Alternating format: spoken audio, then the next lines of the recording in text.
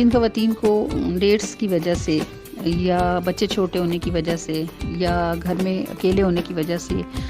یا شوہر کی اجازت نہ ہونے کی وجہ سے یا بیماری کی وجہ سے یا جاب کی وجہ سے کسی بھی وجہ سے سنت اعتکاف میں بیٹھنے کا موقع نہیں ملتا،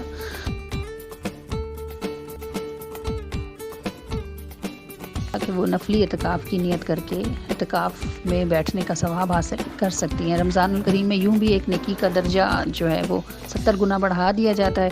اور اللہ تعالیٰ اپنے بندوں کے دلوں کے حال سے بھی واقف ہے اور نیتوں کے حال سے بھی واقف ہے۔ تو جس کسی کو بھی شوق ہے اور اس کے لیے مجبوری ہے، پریشانی ہے، اور وہ دن میں نہیں بیٹھ سکتی اعتکاف میں، تو راتوں کو ان 10 راتوں کو زندہ رکھیں۔ زندہ رکھنے سے مراد کہ شب بیداری فرمائیں، اور جب آپ اپنے مسائل کام کاج سے فارغ ہو جائیں تو اپنے لیے گھر میں کوئی خاص نماز کی جگہ مخصوص کر لیں، وہاں جائے نماز بچھا دیں، اور وہ جائے نماز 24 گھنٹے وہاں بچھی رہے۔ آپ جس وقت بھی اس جائے نماز پر کھڑے ہوں، دن میں یا رات میں، آپ اس وقت نفلی اعتکاف کی نیت کر لیں۔ تو نفلی اعتکاف کی نیت کر لینے سے آپ کا اعتکاف شروع ہو جائے گا، اور جب بھی آپ اس جائے نماز سے ہٹیں گی تو آپ کا وہ اعتکاف ٹوٹ جائے گا۔ اگر دن میں 1,00,000 مرتبہ بھی آپ نفلی اعتکاف کی نیت کریں